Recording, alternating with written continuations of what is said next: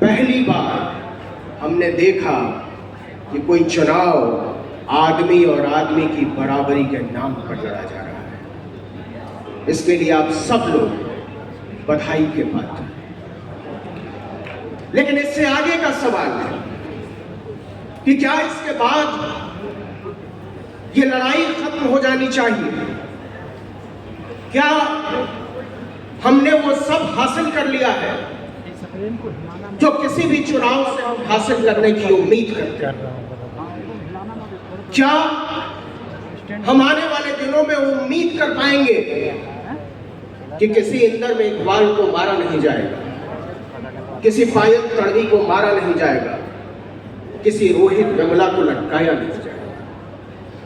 और अगर ये उम्मीद हमारे दिलों में नहीं है तो ये लड़ाई अभी बाकी है। और ये लड़ाई उस रोज तक चलेगी जिस रोज तक एक भी आदमी को, एक भी औरत को, एक भी बच्चे को मारा जा रहा है, सताया जा रहा है, दबाया जा रहा है। हम कास्ट सेंसस की बात करने बैठे हैं, हम सोचने बैठे हैं कि हमारा रास्ता क्या होगा। और आज के अखबार में खबर है कि एनसीईआरटी ने छठे क्लास की जो सामाजिक विज्ञान की किताब है उससे कास्ट को हटा दिया गया है। बाबा साहब डॉक्टर भीमराव अंबेडकर का जातीय उत्पीड़न हुआ है, ये अब छठी क्लास के बच्चे नहीं पढ़ेंगे, नहीं पढ़ाया जाएगा। तो क्या ये अचानक हुआ? अभी जो मुजफ्फरनगर में, शामली में, सहारनपुर में, उत्तराखंड के इलाकों में जो आदेश जारी हुआ कि सबको अपने नामों की चिप्पियां चिपकानी, आपके यहां जो कामगार काम करते हैं, जो मजदूर काम करते हैं, जो खानसामे काम करते हैं, बावर्ची काम करते हैं, मैनेजर काम करते हैं, उनका नाम लिखना पड़ेगा। मैं सोच रहा था कि ऐसा क्यों हुआ, अचानक इसकी जरूरत क्यों पड़ी?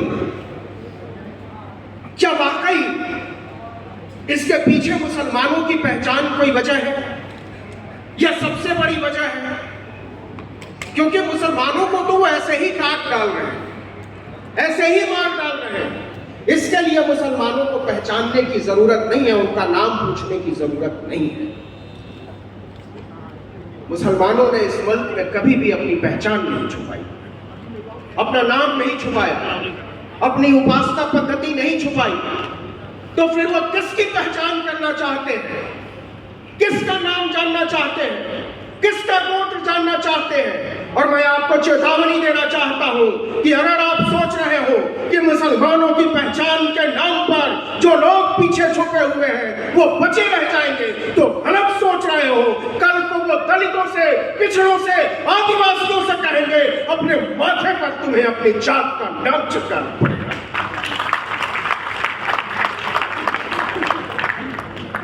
ये पहचान क्यों पूछी जा रही है, क्यों पूछा जा रहा है? या आपको अपना कौम बताना पड़ेगा, अपना नाम बताना पड़ेगा, अपना ईमान बताना पड़ेगा।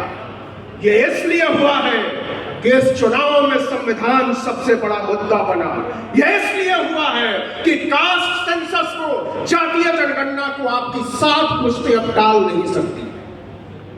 इसलिए वो पिछले दरवाजे से, चोर दरवाजे से जानना चाहते हैं उन तमाम लोगों के नाम, उन तमाम लोगों की पहचान जो संविधान के हक में खड़े, जो बराबरी के हक में खड़े, जो समता, न्याय और बंधुत्व के सिद्धांत के हक में खड़े हैं। और इसलिए मैं आपको बताना चाहता हूं कि लड़ाई को थोड़ा और बड़ा किया जाए, अपने दिलों को थोड़ा और बड़ा किया जाए।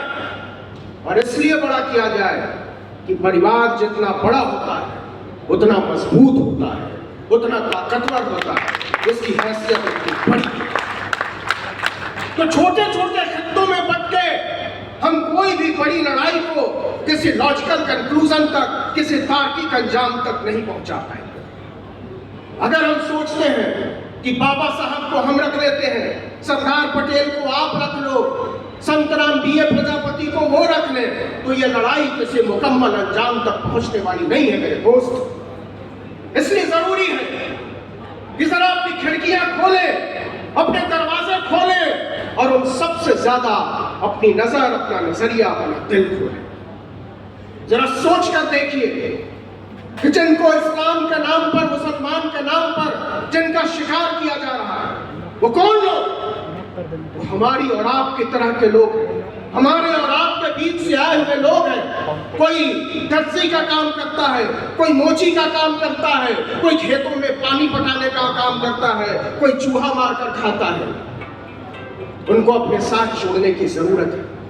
और मैं जो खतरा महसूस कर रहा हूं, ये बात सच है कि यह चुनाव संविधान की तरफ मुड़ा, यह बात सच है कि यह चुनाव समता, न्याय, बराबरी, बंधुत्व की तरफ मुड़ा, लेकिन इस चुनाव में जो मैं खतरा देख पा रहा हूं, उस खतरे से आपको वाकिफ कराना चाहिए। जिस तरीके से, क्योंकि हम रिप्रेजेंटेशन की बात करने के लिए बैठे हैं, हम प्रतिनिधित्व की बात करने के लिए बैठे हैं, तो आप गौर कीजिए जिस तरीके से उत्तर प्रदेश से, जिस तरीके से बिहार से, यहां तक कि पश्चिम बंगाल से, तमिलनाडु से मुसलमानों के प्रतिनिधित्व को मिटाने की कोशिश की गई है, ये बहुत खतरनाक संकेत है।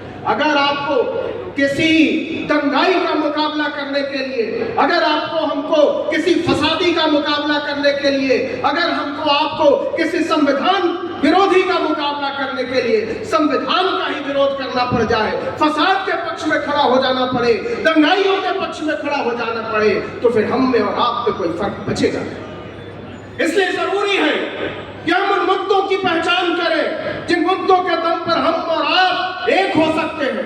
हम उन लोगों की पहचान करें जिनके साथ ये लड़ाई बड़ी हो सकती है। इस संसद में और लोगों की जरूरत है, और वो लोग कौन होंगे ये हम और आप मिलकर तय करें कि विधानसभाओं में बैठने वाले लोग कौन होंगे। आज मैं जोर देकर कहना चाहता हूं कि इस मुल्क का काम किसी भी झुमका बाबा के बिना चल सकता है, इस मुल्क का काम किसी भी चिमटा बाबा के बिना चल सकता है, इस मुल्क का काम किसी भी धीरेन्द्र शास्त्री बाबा के बिना चल सकता है। अगर इस मुल्क का काम किसी बाबा के बिना नहीं चल सकता है तो वो हमारे बाबा साहब डॉक्टर भीमराव अम्बेडकर। मैं आपको बताना चाहता हूं कि इस मुल्क से तमाम बाबाओं का नामो निशान मिटाने की जरूरत है। वो बाबा जो संविधान की शपथ लेकर हमारी छातियों को रौंद रहा है, वो बाबा जो हमारे मकानों को रौंद रहा है, वो बाबा जो हमारे सपनों को रौंद रहा है, उन बाबाओं को सबक सिखाने की जरूरत है। इस देश की संसद में, इस देश की विधानसभाओं में, इस देश की नगर पालिकाओं को बाबा मुक्त करना होगा, बाबाओं से आजादी दिलानी होगी। तब हम लड़ पाएंगे तार्किकता के पक्ष में कोई लड़ाई, तब हम लड़ पाएंगे संविधान के पक्ष में कोई लड़ाई, तब हम लड़ पाएंगे समता, न्याय, बराबरी और बंधुत्व के पक्ष में लड़ाई।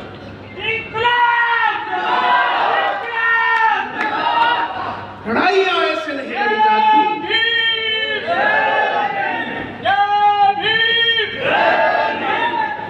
इसलिए मैं संक्षेप में, मेरे बाद 4 लोग, सिर्फ इतना कहना चाहता हूं कि हम और आप जब यहां से जाएं, बिहार, बंगाल, राजस्थान की मेरी बहन बैठी है, उत्तर प्रदेश, अपने गांव गिराओ, तो लोगों से कहें कि जो लड़ाई हम लड़ रहे हैं उसके लिए बहुत बहुत बहुत ज्यादा लोगों की जरूरत है। क्योंकि इस देश में, और इस देश में ही नहीं, पूरी दुनिया का इतिहास उठाकर पढ़ लीजिए, पूरी दुनिया में कभी भी सताए हुए लोगों का इतिहास नहीं लिखा गया, पूरी दुनिया में कभी कालों का इतिहास नहीं लिखा गया, पूरी दुनिया में कभी दलितों, पिछड़ों, आदिवासियों का इतिहास नहीं लिखा गया। पूरी दुनिया का इतिहास बर्बरताना शाहों का इतिहास है, आक्रमणकारियों का इतिहास है, लुटेरों का इतिहास है, विजेताओं का इतिहास है। लेकिन जिस दिन से हमने तय किया कि हम भी अपना इतिहास लिखेंगे, हम भी अपने पुरखों की गाथाएं लिखेंगे, उस दिन से हलचल तेज हो गई। उस दिन से हमको और आपको सबक सिखाने की तैयारी हो रही है। और आप लिख लीजिए केवल 24 घंटे पुरानी बात है कि इस देश के सरकारी कर्मचारियों पर आरएसएस में शामिल होने की जो पाबंदी थी वो किस लिए उठाई गई है। यह कोई साधारण बात नहीं है, यह रातों रात नहीं है, यह संविधान के हमलावरों को अपने काम में जुट जाने की मुनादी है। अगर हम और आप इसको समझ नहीं पा रहे हैं, अगर हम और आप इसके खतरों को नहीं समझ पा रहे हैं और नहीं जान पा रहे हैं कि अगला निशाना कहां होगा, तो शायद बहुत भोले हैं। जरा सोच कर देखिए, नीट का घोटाला, यूपीएससी का घोटाला, यूजीसी नेट का घोटाला, सीएसआईआर नेट का घोटाला, किसके लिए? क्यों नीट की दोबारा परीक्षा नहीं हो रही है? ये परीक्षा दोबारा इसलिए नहीं हो रही है कि इस मुल्क की सरकार जिन लोगों ने 10-10 लाख, 20-20 लाख, 50-50 लाख रुपए देकर हमारे गरीब बच्चों का हक मारा है, वो बच जाए, उनका मेडिकल कॉलेजों में दाखिला कहीं लटक न जाए, इसलिए तैयारी हो रही है कि नीट का परीक्षा मत हो। तो हम और आप, लक्ष्मण यहाँ बैठा हुआ है, उससे पूछिए कि उसको विश्वविद्यालय से क्यों निकाला गया। और ये केवल अकेले उसकी बात नहीं है, उन लाखों लोगों की बात है जिनको पढ़ने से रोका गया है, जिनको लिखने से रोका गया है, जिनको बोलने से रोका गया है। जिस दिन भी आप लिखने की बात करोगे, जिस दिन भी आप पढ़ने की बात करोगे, जिस दिन भी आप बोलने की बात करोगे, उस दिन आपके ऊपर लाठियां चलेंगी, उस दिन आपके ऊपर पत्थर चलेंगे, उस दिन आपको गालियां सुननी होगी। तो क्या हम लड़ाई लड़ने से इनकार कर देंगे? क्या हम पीछे हट जाएंगे? क्या हम सोचना बंद कर देंगे? या फिर हम अपनी आवाज को और ऊंचा उठाएंगे? या फिर हम अपनी मुट्ठियों को और कस के खींचेंगे? या फिर अपनी आंखों में पलते हुए सपनों को आसमान जैसा विस्तार देंगे? ये तय करो मेरे दोस्तों, मेरी माओ, मेरी बहनों, मेरे बुजुर्गों, मेरे साथियों, यही तय करो और इसी वक्त तय करो कि यहाँ से जब उठ कर जाओगे तो तुम्हारे लिए लड़ाई के हजारों मंच खुलते हैं कि नहीं। यही तय करो कि जब अपने दोस्तों से मिलोगे, जब अपने साथियों से मिलोगे, जब अपने रिश्तेदारों से मिलोगे, तो बताओगे कि नहीं कि हमने जो 2 रुपए, 4 रुपए, 10 रुपए, 20 रुपए देकर इस देश के नामी विश्वविद्यालयों में पढ़ाई कर ली, उन विश्वविद्यालयों पर ताला लटकाने की तैयारी क्यों है? क्यों बदनाम किया जा रहा है जेएनयू को? क्यों बंद किया जा रहा है जामिया यूनिवर्सिटी को? क्यों अलीगढ़ मुस्लिम यूनिवर्सिटी को बदनाम किया जा रहा है? इसलिए कि इन विश्वविद्यालयों में पढ़ने वाले गरीब, इन विश्वविद्यालयों में पढ़ने वाले दलित, पिछड़े, पसमानदा आपसे बराबरी के कुर्सी पर बैठकर बराबरी का हक न मांगने लगे। इसलिए इस देश के तमाम शानदार विश्वविद्यालयों पर ताला लगाने की एक लड़ाई जो मुकम्मल तौर पर लड़ी जानी चाहिए, वो सिर्फ मुकम्मल तौर पर लड़ी जा सकती है। ये लड़ाई हमारी लड़ाई नहीं है अकेले की। ये लड़ाई आप जो बैठे हुए हैं, केवल आपकी भी लड़ाई नहीं है। ये लड़ाई जो इस हॉल के चारों तरफ खड़े लोग हैं, उनकी भी लड़ाई नहीं है। ये लड़ाई हमारी आने वाली नस्लों की लड़ाई है। ये लड़ाई हमको जीतनी पड़ेगी, अपने आप को मिटा कर जीतनी पड़ेगी। हमारे पास विकल्प नहीं है, हमारे पास कोई दूसरा रास्ता नहीं है कि हम लड़े। और इसलिए मैं आपको ताकत देने आया हूं और आपसे ताकत लेने आया हूं। इस लड़ाई के तसव्वुर तय किए जाए, इन हौसलों की उड़ान तय की जाए, अपने सपनों का आसमान तय किया जाए और हम मिलजुल कर उन दंगाइयों को पहचाने जो असल में नाम तो दूसरे लोगों का लेते हैं, लेकिन उनके निशाने पर एक बड़ा तबका है। इस देश में दलितों को, पिछड़ों को, आदिवासियों को, पसमानदा को किनारे करके जो राजनीति रचने की कोशिश की जा रही है, उस राजनीति को उखाड़ फेंकने की जिम्मेदारी आप में से हर एक की करनी है। और इसलिए आखिर में मैं केवल इतना कहना चाहता हूं कि करा के दंगा, जला के बस्ती, करा के दंगा, जला के बस्ती, मुआवजा बांटता है जो वक्त। करा के दंगा, जला के बस्ती, मुआवजा बांटता है जो वक्त। उठो कि मिलजुल करके हमको है उसका खाना खराब। जय भीम, इनकलाब जिंदाबाद, जय संविधान, जय लोकतंत्र।